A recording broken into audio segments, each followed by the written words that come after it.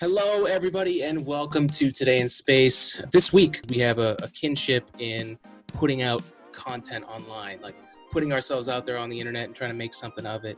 And the three words I think when I think about Josh is determination, hustle, and consistency. I mean, those are the three things I think we connected with originally. I mean, he taught me a lot about just YouTube content, and it's a whole nother way on different platforms to think about things. I mean, he's an online creator. He's a gamer, streamer, musician, YouTuber, animator, entrepreneur. What the doesn't he do? Josh Lynch, J Mystic, thank you for being on the show, man. Thank you for having me. It's definitely a pleasure. It's a privilege, and I definitely appreciate you having me on. Of course, man. You put out a reaction video in the past week or 2 weeks ago. Time is a weird concept nowadays, and life is a strange reality we live in right now. But you were spreading a message of positivity. We share a lot of just that positivity, hard work. Want to have you come on here, talk about what you do, what you're so passionate that you will have a job and do this other stuff on the side. Tell us about your origin story and like what got you into doing what you're doing online. I say that, especially when it comes to video games, it's probably been a part of my life since I was probably a kid. And just kind of having fun. I enjoy like having fun, and I realized that I look at how my father kind of raised us as kids, and he just allowed us to do what we want, whatever we were passionate about. He just allowed us to do. Like my middle brother, he was passionate about football and things of that nature. We were definitely out there in the cold supporting him during the varsity games, and he did wrestling. I did not take that same trait. I did basketball, track, and soccer, and my dad was there from freshman year, from when I even started as a peewee, all the way up to my end of my high school career. So him just always being supportive, and then even just taking that leap into doing gaming and kind of content creation.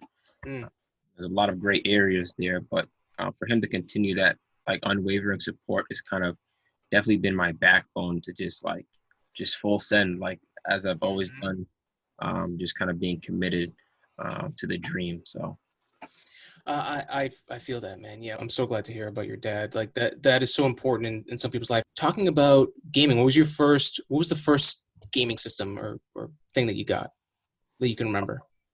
For me, it was probably a Game Boy, like my own personal device, but definitely like even like Atari and the Sony.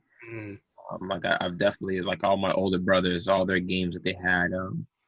I forget even like it's like a Sonic game that was compact. It's like 3 different mini games inside of it. Like I remember a lot of multiplayer games with my brothers, and that's probably been my competitive drive. Being the youngest and having 3 older brothers, I'm always wanting to beat them, and they would not want me to win. So always just a battle from the jump. Well, and you have the being the youngest, you have the luxury of seeing how everybody else does it and seeing where they mess up and be like, okay, I'm not going to do that. Exactly. So, watching them get hit by a Mack truck at this level, I'm like, all right, I remember that. Like, it's definitely have an advantage in doing that. So it's pretty cool. It's pretty dope. Hell yeah, man. So it was one of the things I want to talk to you for a while has been, you've been streaming. I remember I was following you. We were playing Fortnite. I've been watching you play Warzone. I always love jumping in because you're streaming all the time, bro. And I love every time you see it, I'm thinking, what should I be doing? So tell me about the streaming. Like, was it a challenge to get set up? Did you know some people who were doing it? Like, what were kind of the challenges you went through getting started? Some heavy challenges was definitely just learning the ins and outs, not only just like for the hardware, the physical aspect, but even software and also the background around it. I started off thinking that I'm gonna get an iMac because I'm really good at editing. I was like, I might be able to use this to parlay with my PlayStation and stream. That was definitely not the reality I expected. So I had to do different workarounds, so I definitely couldn't use OBS on my iMac.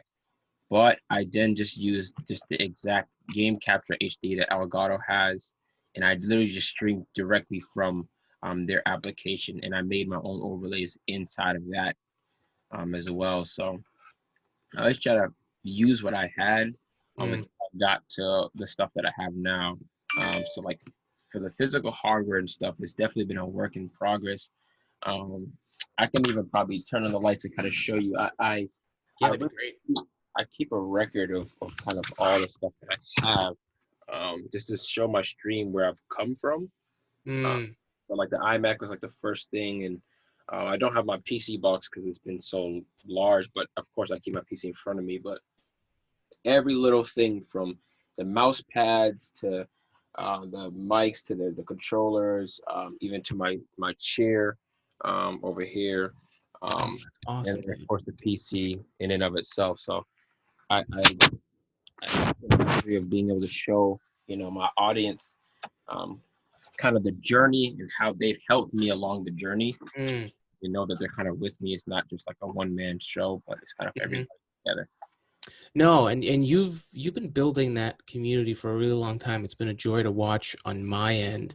And that last part, they're along for the ride with you. That's um, that is so important. I love the being able to look back. Sometimes it hurts my soul when I look back and I see some of the first ones. I'm like, oh, I know so much more now. But that's it, is that you know so much more after going through all that stuff. Talk about the building an online community. What have you learned over the years about that? Learn so much the more kind of being on an entirely different platform or going out fresh, um, and then facing the reality that you know people don't owe you anything. They don't owe you their time. They don't owe you, even them just typing in chat or anything, a follow, much less a subscription. That's like the least things of my worry is just, having people that care and support or even, think I'm entertaining enough to watch me. Um, that's what I strive for. And I always look for feedback on how I can improve and add different things to make myself even more entertaining and more fun. Because like I said, I quickly realized even when it comes to even creating YouTube, um, you'll find out who really supports you and kind of like where the support can come from. Because most times than not, it's not going to come from the ones closest to you. Uh, Mm, Not specifically, family, because family may support you, but even just like friends and other people in your life, like your all the other platforms that you have. Like I have 1100 on Instagram, and I have probably like 3 or 4 thousand friends on Facebook, and like just all the people like in my life that I know like in real life. But the platform that I built on Twitch, I can probably say only 20 of those followers are people that I know in real life.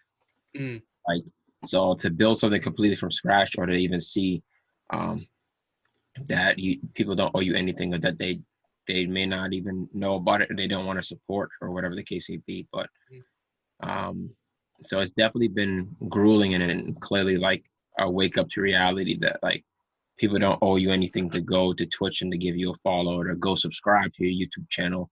hmm. Um, you got to really work and branch out to people beyond your circle. Um, Yeah. your circle can definitely hold you back. Um, Hmm. so that's definitely what I learned. Yeah, and the people around you. Yeah, that's such a big, huge thing. I know for me, throughout the 5 years of me doing this podcast, the people around me have definitely changed. And even the way that I um, look at how I deal with stuff in the world. There's definitely there's only so much brain power that you have during the day, and energy, that you can bring to a day. And you really, if you want to go the next level, like you're doing, and like I'm trying to do, of, you know, I want to make something that people are really interested in, that I can entertain people, bring my best self forward. Man, you got to do some things for yourself to make sure that you're ready to go. And a big part of that is the people around you. And sometimes, like for me, like I'll stay out of stuff in the news and in different things just because I just, not because I don't want to know, but because I don't have the energy yet, you Yeah. know. I don't know how you think about it, but for me, I'm definitely always thinking about myself in the, what can I do for the long term? Like not just the short term gains. Like I want to do this for a long time because I enjoy it. How do I do that without, I guess burning out is a word, is a term that a lot of people know. But how does that, how does that deal with what you're doing and how you look at things? Um, as much as, you know, I support those that are kind of um in the same bucket as me, as like an affiliate streamer, somebody that's like getting started and kind of working their way, Mm, being like a bigger streamer. Um, I use the luxury of now both the PC and the iMac of pulling up multiple streams, and mm, uh, I show my support and I see, what people, my peers are doing. And then I look at like the bigger streamers and the bigger content creators to see what are they doing. mm, How do I separate myself even from my mm, peers? Not to kind of just like in a crab bucket method of like being pulled down by them or kind of leaving them back after I kind of make it or do anything, but just more so in a competitive nature of like, okay, they're doing this. Like, how do I get there? Like, what are sure. they doing that like I'm not doing or things of that nature? Like, so I look at, I have like three unique big streamers like Nick Merckx, Daquan, but he kind of has stopped because of different circumstances, Mm, and even Ninja. Um, of course, everybody knows who Ninja is, but I look at the fine lines of what he does, not only as a gamer and a streamer, mm, but I um, I just kind of looked at like even when he go to his desktop, I noticed his software that he was using, and he was using like something called Voice Meter Banana or just Voice Meter, which is essentially like a virtual mixer. I was like, mm, okay, like why? And then like I did my research and I realized that's how he's able to parlay from essentially separating all of your audio sources on your PC. So like we could be talking and I could have it completely muted on my stream or something.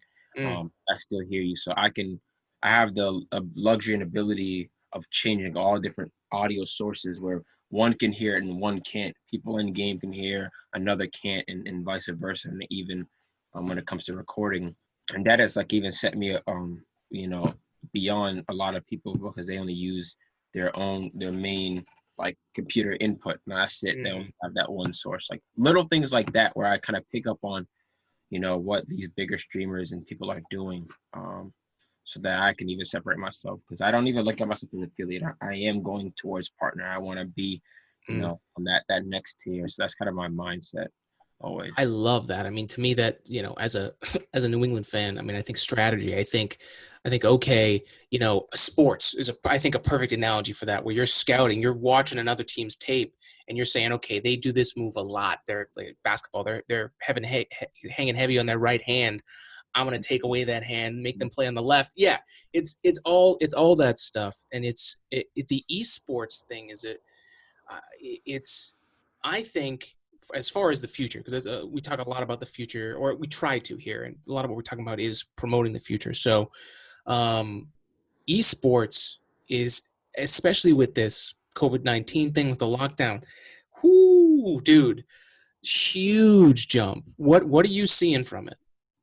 I'm seeing that, esports is the only main things that have kind of been out is different, console games, and Call of Duty is like a huge one that's kind of always Mm-hmm. on the scene.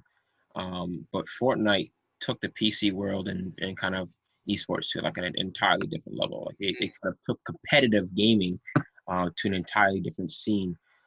So with that opening up and then other people kind of getting involved, it's kind of just magnifying it because not you don't know what you don't know. So people just don't know like even the amount of value that's in gaming or in esports Yep. until it's like almost too late. Right. Um, that's not something where I was going to be late on the train or things of that nature because I definitely, not only do I enjoy gaming, but because I'm so competitive, I know that I can probably compete at a high level to benefit from it. So esports is gonna continually to keep climbing. I think I'm starting to see different teams begin to like make their branch or like their headquarters in different cities, almost like an arena, like for Yeah. sports teams. Like I'm starting to see that happening in the gaming world, where they have their warehouse full of gamers and warehouse of just where then now you know they are a team all together, and then they just become that much better. So like I'm seeing things like that, and it's just beginning. So it's gonna be fun. Can't wait to Yeah, see. man. Yeah, oh, dude, it's gonna be wild, and of course, because we're a space podcast, we have to talk about what could be in space down the road. Like as far as long distance travel in space, and even like once people are living up in space, I think there's gonna be a lot of downtime where especially, I mean, I think this virus, this lockdown, everyone's been stuck in their homes, is a good like demo for everyone to realize what it's like being on a spaceship by yourself. You can't go out. You're kind of locked in. Like, what are the different things you do? And gaming, dude, I have I didn't make a lot of time for gaming, but when this happened, man, it has been my escape. But it's also been I got back to like why I love first person shooters and games that I can dive into. It gets to work my brain out in a way that I need, you know? I might even just give like like an overhead shot. Like when I enter even my room, like this is essentially my spaceship where like I come in and then it's just like I have my music and like everything. Like this is perfect area where I just come in and then everything's just here. Mm-hmm. Like when it even comes to like music and making whatever, like that stuff is ever present. So I'm easily able to just turn and I kind of like just be on the music side of things. And then I'm like easily on the music side of things there, and then I can Mm-hmm. just turn and kind of just have everything in front of me, from editing to actually doing stuff on my PC. So um, when it comes to like even in quarantine, I've been able to really hone in on my craft and kind of really time manage myself on what I Mm-hmm. do in this slot in this select hour, or um, what am I doing here, or what projects do I need to work on. Mm-hmm. And then when I get into like the gaming portion, then like I'm locked in, and doing that, and having fun. Um, but I feel like for me, um, even with like going to school and kind of my my my field, I feel like me like choosing computer science or whatever. It's like the easy way out of just getting an easy, secure job. Like computer science is easy. I Mm. know I'll come out most likely a six-figure job, and it's kind of like that'd be like my day to day. But I was like, I love doing this stuff. Like I love like I have the ability of like making music and doing so much, and I just want to put it out there. I'm like, why not? I'm seeing so many other people benefit from it, and they put in the hard work, and I know I'm willing to do the same thing. Mm-hmm. So I'm like, wow, especially when I'm young in my 20s. I watch Gary Vee a lot. Hell yeah, dude. Like he It's said it like, changed everything of how I look at it. just go, like Yeah. just go. Yep. That's just been my mindset. Like I can I can easily like shift and adjust when I hit my 30s or something. I'm in no rush. I'm Yep. 21, so I have like I can easily face 5 to 7 years of just really grinding. Mm-hmm. As he says, you're young as fuck. Young, So. like that's it. Like literally, like why not? Like what's holding you back? And Mm-hmm. even with those things, like I've just never even allowed any of my peers or like old classmates or anything to kind of just divert me from going after it. And so that's just kind of been even my mindset. So you talk about even like the future and the space. Like when I come in here, like that's like everything on the outside world. I just come in, I'm like locked into this like entire like hut of just like all of my stuff. Like this is Yeah. what I do, everything. Yep. You know, What's my mission? What am I doing tonight? Yeah, man. Oh, dude. Hearing you say that gives me chills. I love it. So I want to backtrack just real quick. So you still in school for computer science? I am. Okay. When I How, when I got go ahead. injured, yeah, when I got injured, I essentially like took like a leap year off because Mm, and that even in and of itself was a battle of coming back from. And then when I slowly came back, I started taking like 1, 2, 3 classes at a time. Like I wasn't even like really a full-time student. Mm, So I was like, my mother told me, because even with everything else that I do in my life, with work and everything, she was like, I know you're very passionate about this, and I don't want your grades or anything to fall or drop off. So she's like, by all means, like go attack it. Like mm, my mother, like my parents are very supportive. Like attack my dream and my mission and make it happen. They've allowed me to kind of be on a different path. Like this year could be easily the year that I'm graduating. But they're just allowing me to just take it, one semester, like one class at a time, good. to get my degree. And I love that. I love that. Okay, so computer science. I want you to tell me some things about going to school for computer science that you didn't expect and were like a surprise, and like you learned something, and then something that was a challenge, just from like the school aspect. I'd probably say the amount of hours putting into coding, Mm, that I would have to do. So I realized how time consuming that it would be with like the work that I do, because editing is just as time consuming, or yes. what I do is just as time consuming. So time management is so like Mm, pivotal. And so trying to like break out of the mold of like being lazy with like, just staying in bed for X amount of hours to get that last minute of sleep, or things of that nature, like being able to, even, go to bed late and still wake up early, and still have energy to do everything you want to do in a day.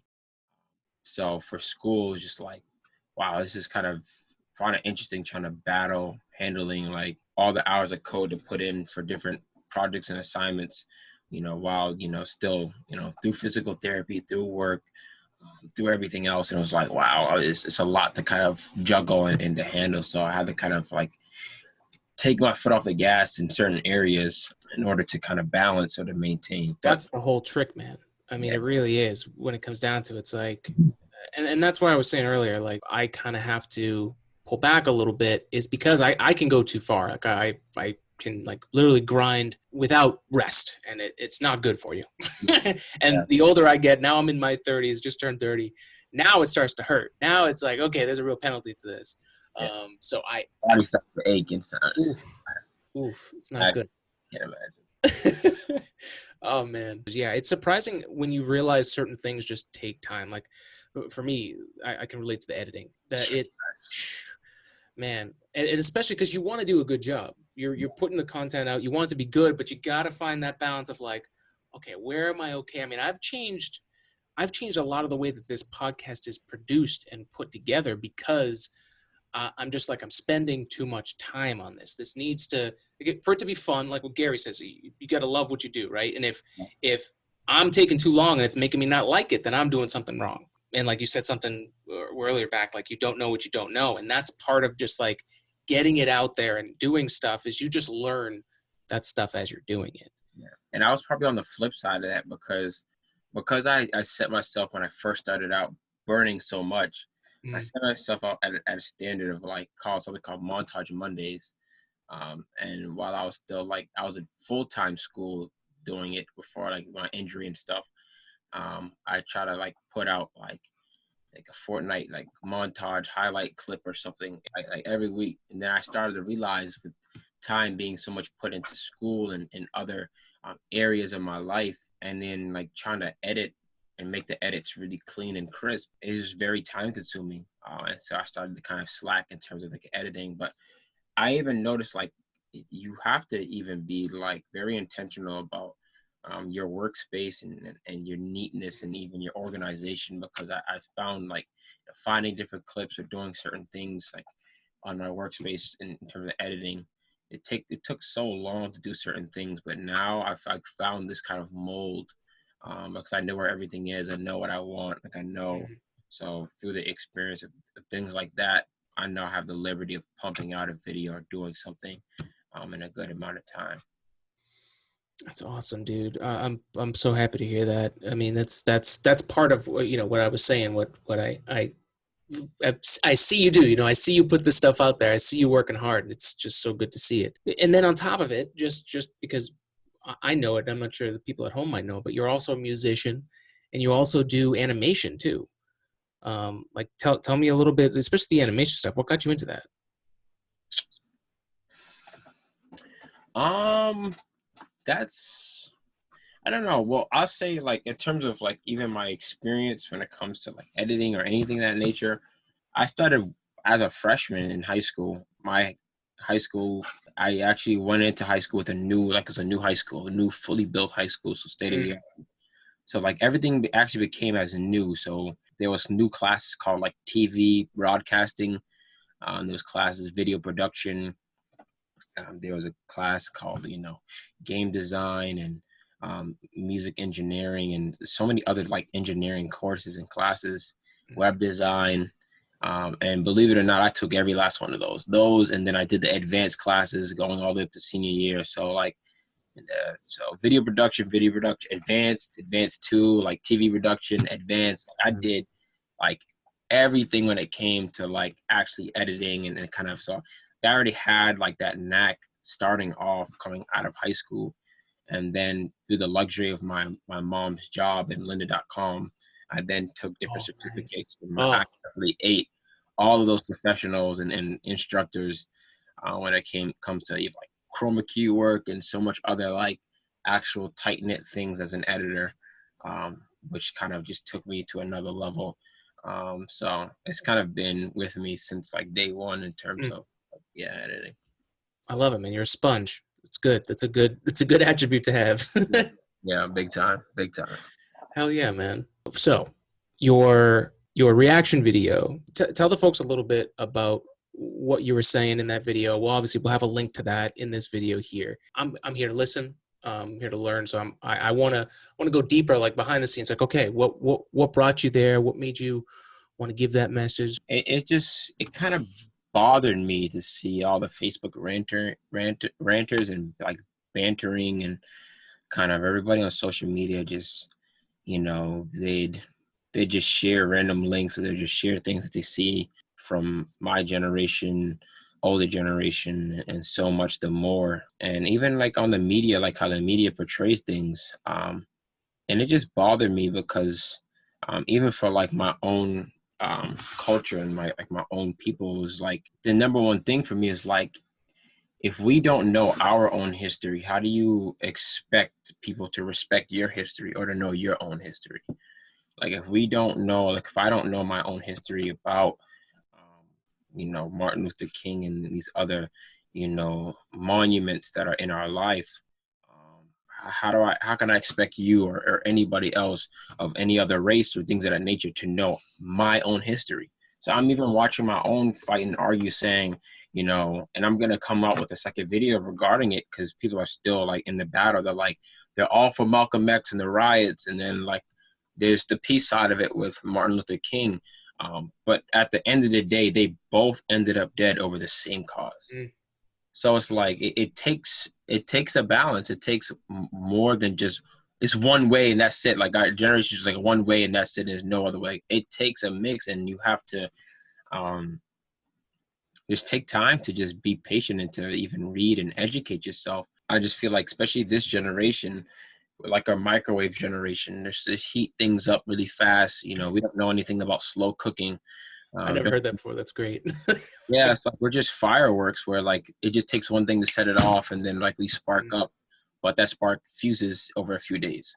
Mm. That microwave is done after 30 seconds Oh, dude. rather than something that's taking its time, like a slow cooker that's just cooking, for hours and hours, and then boom, you come out great. Like you come out, Hmm. excellent. Things in a microwave that you put your pizza rolls in there, it comes out hot.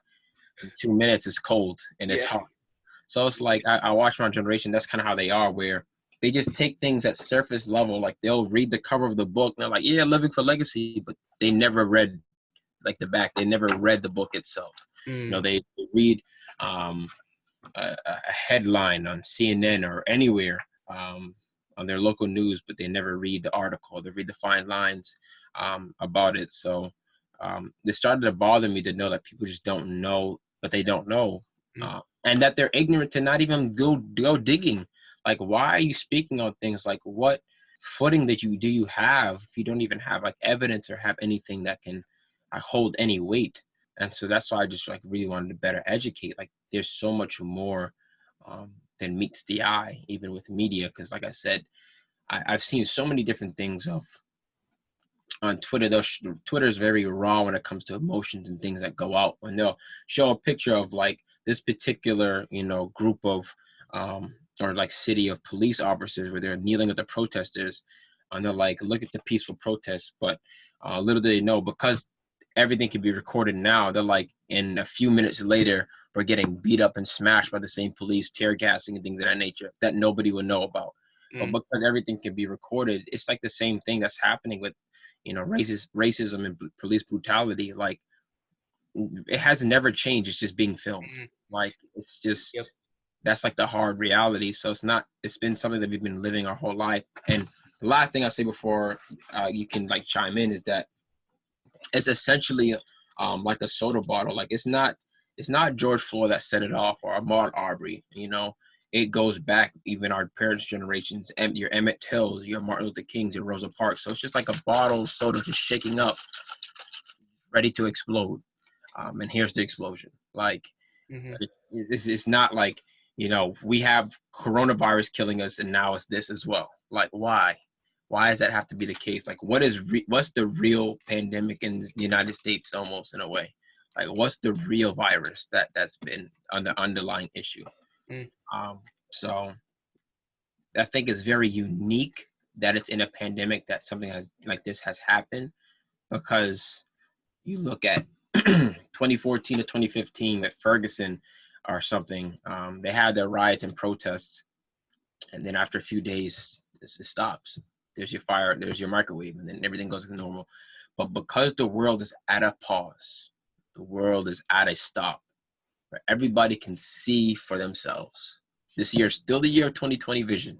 Everybody can see clearly, like what it is. Like you can't go back to work. You're not going anything. You just see for face value. People literally watch, George Floyd for 8 minutes and 40 seconds. Like they see like the brutality that's happening, and they just you can't deny what you see like that. So that's why it's very unique in that way. But for me, and in my second video, it's just like, we're fighting like sometimes we're fighting the wrong fight. Like, why are we fighting against each other? Just sit down and read. Like, educate yourself. Like, stop allowing history to repeat itself. There has to be a change somewhere. Uh, so that's kind of like my mission. Like I said, the Mystic Reaction channel is supposed to be funny videos, like react to like, like the NBA that's shut down, like react to anything, like I was just gonna react to anything, but this is clearly something that I had to react to, because like I said, not only is the media painting it to fight left and right, but I'm even watching my own brothers and sisters fight because of the lack of knowledge. If I were to kind of use like biblical principle or something, it says that my people are destroyed because they lack knowledge. If you don't even have a game plan, or like a game plan to like systematically change things, nothing will happen. Like you have to, but in order to have that game plan, you have to like read, like you have to do the studying of film to know I'm going to shut you down from going left or shut you down from going right. But if I don't have film, I'm just going to go into the game, and then I'm just going to get fried the whole time because I'm not, and then I'm going to get frustrated and angry because I'm still like in a firecracker, this like heat, like I'm just going at it without just pausing, seeing exactly what he's doing and making adjustments. We're not making adjustments. So those are kind of like my sentiments. Thank you. There's a lot that you touched on that are themes that we bring up here. You talked about the virus. What is the real virus? The first thing I think of is first order thinking, first principle thinking. It's the same thing that Elon Musk has used for SpaceX, where it's like, okay, if it's too expensive to buy a rocket, what do? We look at how much a rocket costs. Oh, it's 2% of the cost of a real rocket. Well, guess what? I'm going to make my own rocket. Like, what's the real problem here? The real problem is I want to go to Mars, and how do I get there? I need rockets. Okay, well, I'm going to build my own rockets. Like that's where I am with this, and it's been a very confusing, emotional. I don't spend this much time in emotion, so it's been it's been very difficult. Like you said, it's not the first time that this has happened. This has been happening for a really long time, and we keep messing up. We keep doing the same thing. I think back to NASA's history. I mean, when NASA was doing the great things that it does, they were in the midst of civil unrest and civil rights. And even within their own organization, they had to literally fight within themselves to say, this is wrong and we need to fix this. And Black people were such a major part of getting us to the moon. There were people that were literally, we would not have been able to bring people there. They played such a major role, and I've been going back into the history, because with the murder of George Floyd, I was stuck between two really tough emotions of, I'm very excited that America's back into the space program, which is thanks to President Obama and Charles Bolden. They did that years ago when he was still our president, and we're now reaping the rewards of that, right? But I'm stuck between that and the terrible emotion of what happened, and that it was so nonchalant, that it was so I don't even I'm not even sure I want to say any more words, because it's so confusing. And I uh, I just appreciated your message so much. It put a lot into focus. My mind was thinking history as well. It's such a powerful tool. It's something that we can use for the future. I mean, I've as a Greek American, I think of, because of my culture, we're very placed in history. So that's kind of how our culture thinks along the timeline of history. And yeah, there's a lot going on, man. And we need to, well, I don't know what we need to do. Kind of like your point when you talk about Elon Musk, like it's so expensive to buy the rockets. So, find the material to make your own rockets. I look at it in the same, and a lot of people, but people are still blind to it, is that, and like I said, I'd rather focus on, my own group of people before I can even help the rest to kind of understand, because like I said, we're battling amongst ourselves. Like I said, I look at my brothers and sisters in the street where they're focused on so much materialistic things, where they have their bag TLX and slammed Honda Accord and Camry and things of that nature, but they don't own the house they live in. They have their souped up, BMWs and cars and things of that nature, but they're still in their parents' house, so they're still paying rent to a place that they don't own. And so, as a Black community, we really don't own anything. We spend so much money, but we don't own anything. There's no Black schools. There's no Black banks. You talk about Black banks to then give to Black entrepreneurs to then build their company. But even in that, there's like redlining and things of that nature. You look at history where, Black businesses will want to get loans, but they couldn't get loans because of who they were. We don't own anything. Like I said, schools, like let's talk about essential things, like in this season, schools, banks, even hospitals, grocery stores. We just don't, there's nothing that we necessarily own as a community. Like the only thing that had been was, the Black Wall Street, which was evidently burned down. But as a community, we don't own anything. And because of that, you have to have value, you have to have some sort of economical wealth. And there's just so much that ties all into that, um, because of the lack of like discipline. But that's why it all ties into everything, because the lack of discipline or knowledge or understanding. We have our fathers being mass incarcerated or being killed because of racism, that we have our then children that are growing up fatherless, and they just don't know how to actually get their money right or how to do certain things. So it is just a system that is just, this is completely just always just bringing down, and just so many layers to it. But because we don't know how to unpeel the layers or to see so many of the things, like I said, it's just microwave. We just see one thing where it's like, yeah, all right, like as much like learn how to redirect that emotion, learn how to redirect all that passion that you have to better educate yourself. Because like I said, I'm kind of like a living experience of, I invested $2,000 into this PC. And I had, my friends that are making fun of me like, yo, man, you should have slammed your Camry, bro, and got tints and things. That should have been on the floor, bagged and everything. Why are you spending on a PC? And now it's like you're stuck, can't even drive your own car. And now I've benefited so much. The amount of money that I've made based off of this one PC is like, so it's like, what are you putting your money to and the value, and how does it reinvest for you? We just buy things that don't reinvest for us. So, because like if I were to bring all different races inside of it, you go to probably any state, there's going to be a Chinatown. Like every race owns everything. There's things they physically own. And even like getting into like, if you don't know history, like everything that happened with like the Holocaust and World War II, the Jews got their reparations. They own private schools. They own charter schools. They own things. They own Hollywood. We don't own anything. It's just this year that Tyler Perry just got a Atlanta like version of Hollywood. That's the first Black owned ever. Like there's so many different things that we just don't own, but we don't know because we lack knowledge. We just don't know our own history. So I can never expect you to know any of these things if we don't know ourselves. Like we don't know. Right. So.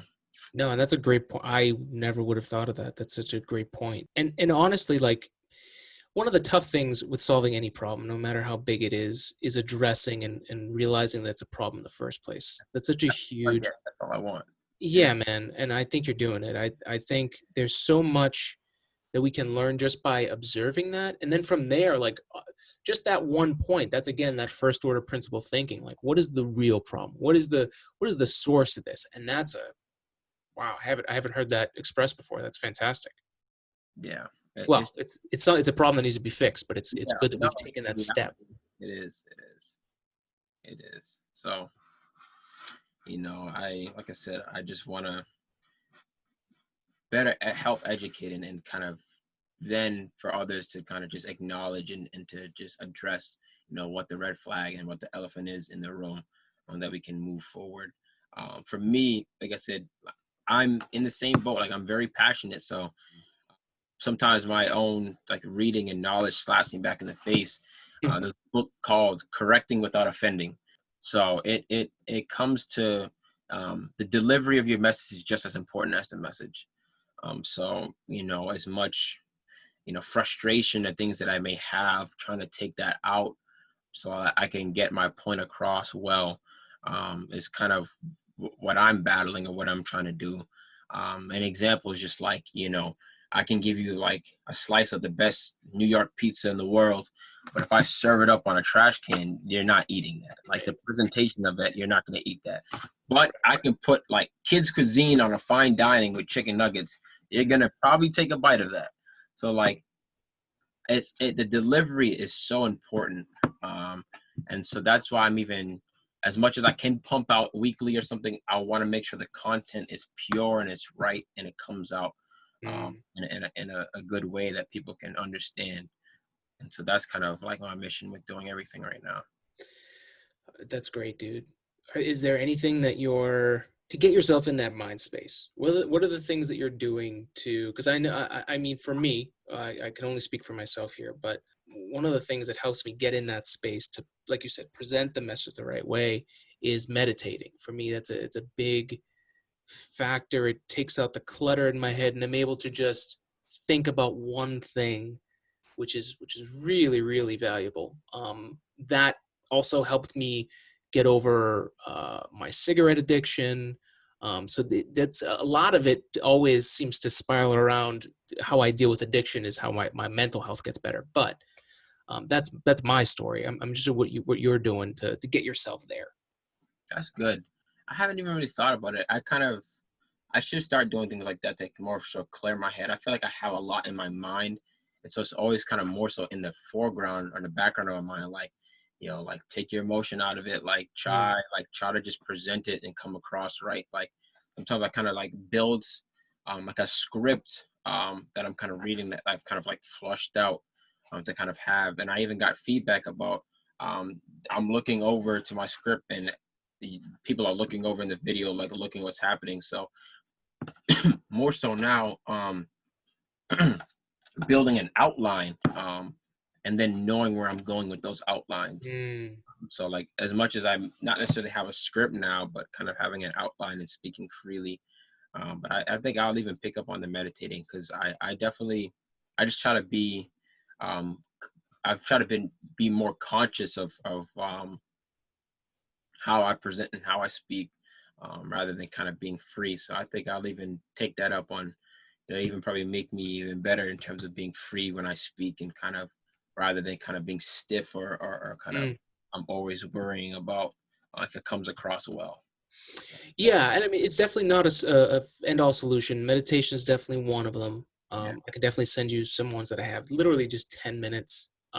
It works for some people. So I've heard some other people will talk about it as, if I'm going to entertain people, then I need to be entertained. So they'll spend time to just get entertained, not think about anything else while they're doing it, whether it's laughing or feeling something, or maybe it's, I don't know, watching someone else play a video game that gets you pumped to then go the next step. Whatever it is that gets you there, that's in the journey of figuring that out is a whole nother thing. Yeah, that's Yeah. good. I like that. I like that. I definitely especially when it comes to streaming, um, I try to make sure I've done everything. So like I almost not necessarily prioritize streaming last, but I make sure like my parents don't. I feel like every time I stream now, it's just like either my parents or somebody calls me or like like I'm just trying to get time to just like stream and kind of just like play and make more content. So I try to really prioritize like getting everything out of the way where boom, like there's nothing holding me back from just like boom, like letting go and Yep. so Well, and like you talked about time management, and I think that's such a powerful tool for that. And things always get in the way, and you try and get to a place where you have like a good schedule, and then people expect that, setting a boundary, and being like, look, like, I got plenty of time, but 8 to 10 I'm busy, I got stuff to do, and it takes a while to get people to follow along. But it's and this is where I'm going with this, is it's like it's a behavior, right? And that's such a powerful thing. You've had to develop good behaviors to get yourself to do what you need to do. You've even changed your setup for your gaming and your streaming because, right? Um, and there's just as much bad behavior that we're almost always reprogramming. and I can sorry to cut you off, No, go. but it just came across my mind because you talk about bad behavior. I can be very transparent. Coming into quarantine, I was like, this is about to be the greatest time. I then like stayed up to 5 o'clock in the morning and I wouldn't wake up till like 3 in the afternoon. So like my schedule was so flipped. Like it was like I'm sure a lot of the world in a way was kind of in that mold where I saw like people on Facebook but like, all right, graveyard hours over, like who's up now? Like making different laughing stuff. But like I was like completely on like a different trend and path of just like no structure and no order, just like whenever I get up or whatever, like I'm just gonna do whatever and then go and stream and just like whatever, like till I burn myself out 6, 7 o'clock in the morning, hear the birds chirping or whatever, and then I'll go to sleep and then wake up again till like 14 hours later or something. And then like I had to really like sit down and I just shifted it completely where it was like I'm waking up in the morning. I my own like without even an alarm, like I'll be up at like 5 o'clock in the morning. Like Mhm. and I'd still go to sleep at like midnight or something. Like my body just kind of like changed in a different direction of like morning and getting so much out of my day Mm. out of it instead of the day kind of being kind of like escaping me. And that's helped me so much. Yeah. Like I was on the polar opposite in the beginning of this quarantine, and kind of coming into now, it's just like I'm in like a really, really good groove that I enjoy. Mm. Dude, yeah, it makes all the difference. And I really think, like, even something as small as that. Well, let me start because I'm gonna go on a little rant here, and stop me if you have anything to plug in. But one of the thoughts when I was thinking about we were going to talk about all this stuff, behavior is such a powerful thing that everyone kind of takes for granted. It's literally the basis of almost everything. Yeah. Whether it's what you want to do with your life, it's how people react to you. Behavior is such a big part of, like, when you first go to school and you're making friends, like that's all behavior. um, and uh, Depending on how deep you go into the behavioral science side of things, it gets more like that is the end all be all of how things are now. There are a lot of, you talked about looking back at history so that we know what our past was, so we can fix those mistakes down the line, or at least see them coming, right? And that really is, if you break it down a little bit further, is behavior. Now, I talk a lot about the scientific method, and like how I use a scientific mindset to kind of put ideas out there. So what I'm going to say is a hypothesis. It's an idea. It needs to be tested for it to really be taken seriously, but it's a thought. I think if we break it down as behavior, racism, people not dealing with other people well, and obviously in violent and vicious ways, that is a bad behavior. If you rule it down to the basic thing, and I think there's a lot of people that think just get rid of racism, and I think that's part of what we've gone through. Is we got to this point in America where we thought life was so good, and then this comes up and we're like, we're back here again, we're doing this again.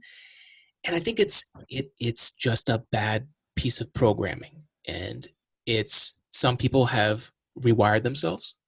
Some people are wiring themselves today. They're learning about the history, as you mentioned it. Um, and I'm no expert. This is, I'm reaching out of my field here. Yeah. But if I look at it scientifically, that's where I'm looking at this. So then the question becomes, how do we set good behaviors for the future? Yeah. And that's where my mind is. Yeah. I definitely believe that, like I said, it starts in the household because Mm, um, when I talk about even, in the community where we have the fatherless, like the impact of not having, both parents, or the impact of etc. X, Y, and Z. It starts in the household of teaching different behaviors. And you talk about being a sponge. Kids are the most sponge they are in the first 5 years, so they pick up on their parents' bad behaviors. They pick up on everything from good to bad, and then it just goes from there.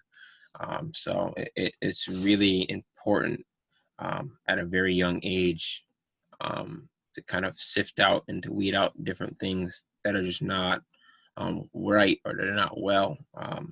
So I think a lot of stuff like really starts in the household, because I can only think of my experience of, you know, me like wanting to really learn or to read so much is that as a kid, I'd ask my dad, like, yo, what's that word mean? And he'll say, look it up. And then I'll go grab the big dictionary as a kid and go finding it. And then I'll go find it and read it. And then you like test me on knowing what that word was. mm, Like things like that as a little kid. So like I've always been like a researcher. I've always, gone to search for things and to look things up. Um, and then for like my mother, like she's like ever learning. Like she's retired, but yet she's still going for a doctorate. Like mm, she has two master's degrees already, and she's like just not done. I look yeah. at my older brother that has his master's in psychology and counseling.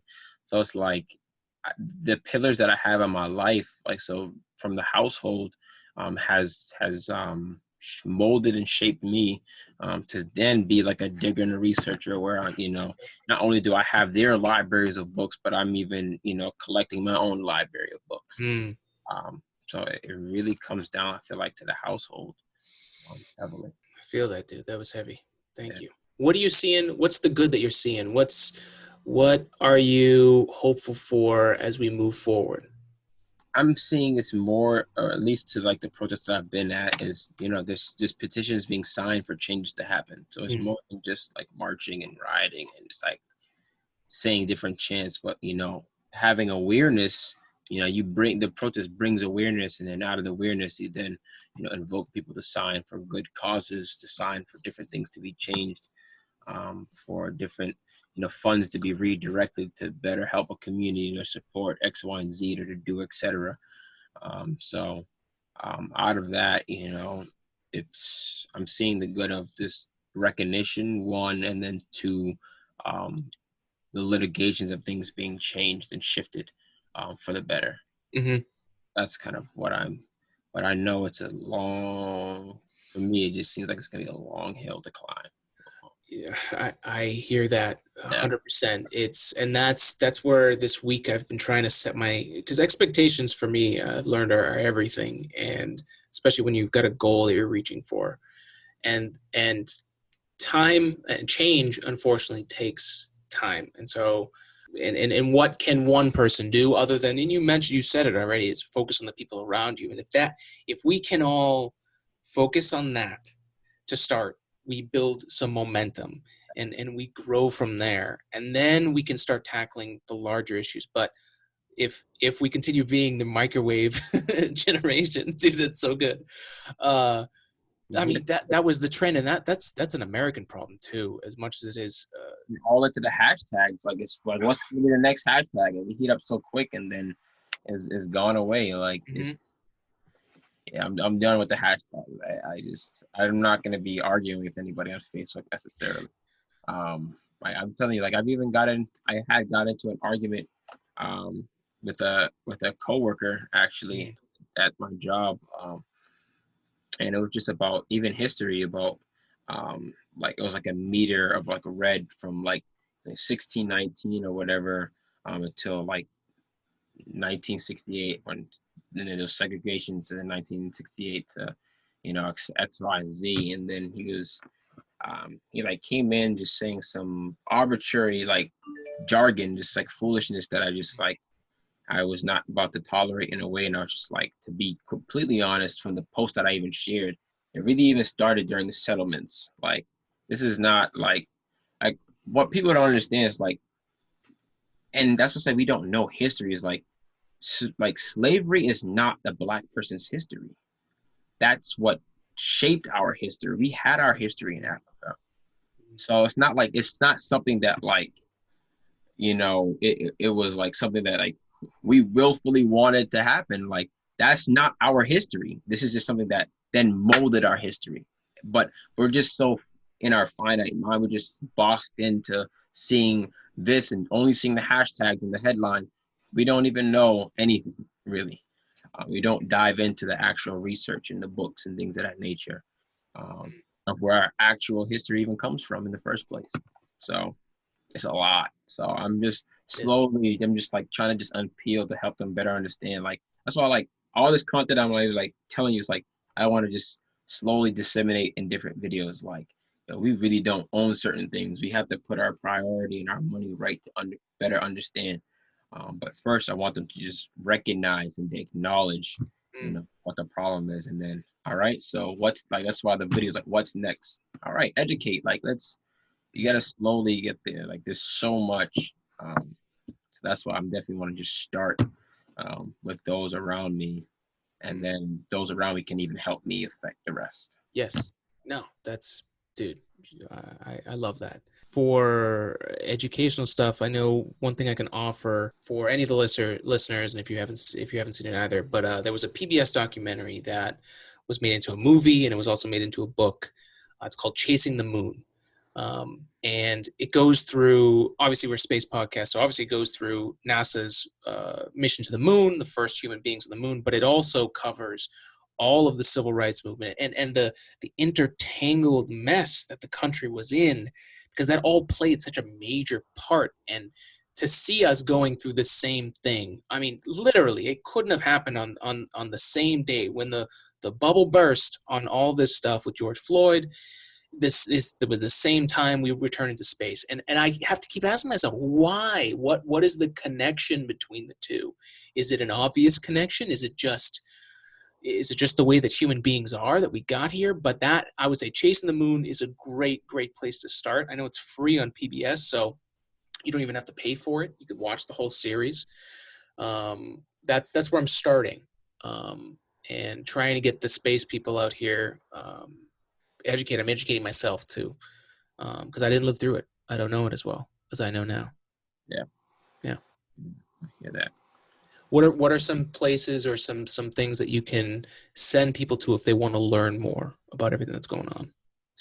Obviously, your videos. Yeah, yeah, definitely not necessarily plugging myself, but for sure I will. I will. appreciate it. But for me, like I said, in my own community, like I said, them to not necessarily stop being so materialistic on themselves, like but to understand. That's why, like, I really got engulfed into this book that came in the mail a few days ago that I'm gonna end up reading this week. It's called Living for Legacy. So it's just like you're living more for more than just yourself. You're living for your nieces and nephews, your aunts and uncles, your family. You're living for your community. You're living for your name. Your name has reputation. It holds validity. And when people hear your name, they can have one or two reactions like, "Oh yeah, he's a great dude," or like, "Yeah, I don't really mess with him," Mm, that nature. So like, you're living beyond, and from your name can taint those down the road that hold your name and things of that nature. So um, it is very vital that we understand and recognize that we're just living more than just for um, our selfish ways, or just kind of being, like I said, this generation is like the selfie, so everything's about themselves, everything's about them, mhm, and putting out like whatever Instagram post that looks really cool, and things of that nature. But this book is very enlightening on knowing that it's more than just you. So building for your community, that it can help the next man get up, and not being so engulfed in that crab bucket method, pulling each other down, not allowing everybody to kind of succeed and to help each other grow rather than tearing each other down. mm. So That crab analogy, I've used that myself this last week. Could you where did you first come across that saying? Because I can't even remember when I did.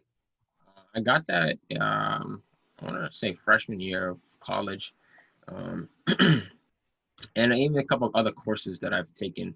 I'm trying to remember the course that I took. One of those courses though, but if they went through a litany of different things, and that I remember learning about that method and so many other different tactics of conversating, and even like having, I guess, not necessarily arguments, but just speaking, um, and just learning about environment. And that's definitely like a toxic environment. That is an environment that people are engulfed in, not wanting to see others succeed, and kind of tearing them down as they get higher. You're tearing them down, not allowing them to get out. Um, and then there's even some that get out and then don't turn back to give a helping hand. Mm, And I've seen that far too often. So it is vital that we just push each other out. If we just push each other out, we can, all. I feel like there's enough for everybody to eat. mm, And we just kind of get gung ho thinking about ourselves, and not really helping our one another, not knowing that we both benefit off of one another. mhm. So Was the rising tide lifts all ships? yeah, Yeah, that's good. yeah. That's good. Well, Josh, dude, thank you so much. Jay Mystic, thank you so much for being on the podcast. Thank you for having me. This has been a pleasure, man. Hell yeah. Do you have any last words for the folks out there? Closing Um, thoughts. I thought I can think of. I feel like I've said so much. I'm trying to remember, but really just kind of like do it for more than yourself. Really, your education is going to help somebody else. Your experiences are not just your experiences. You can share that for somebody else to learn from and to grow from and to have. Um, and one thing that I took from my brother, and he's had different mentors in his life, and one of his mentors said that um, you have these different people you look up to. These are giants, that you might call them giants, but what his mentor said to him is like, as much as I can be a giant to you, you can see farther ahead standing on my shoulders. Mm, So as tall and how big as I am, if I'm able to help somebody else see, they can see farther than I can. and then they can go beyond what I've been able to reach. So,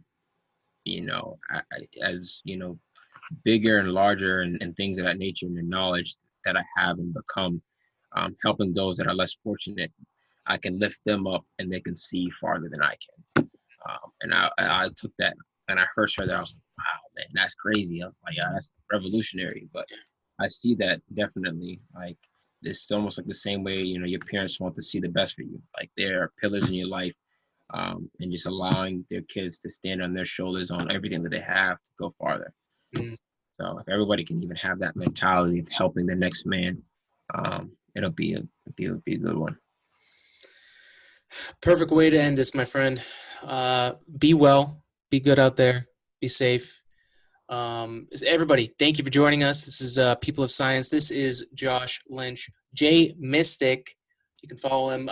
Let's tell everybody where they can follow you online. Absolutely. All of our social medias are @_J Mystic. That's going to be my headline or tagline for all of my social media, from Instagram, Twitter, even on Facebook. So you can, and even Twitch for my streaming platform. So, and TikTok, everything I have kind of all unique. So you can find me at that headline. Oh yeah, dude. Thank you for joining. Everybody, be well, spread love, spread science, be safe, and we'll see you next time for another episode of Today in Space.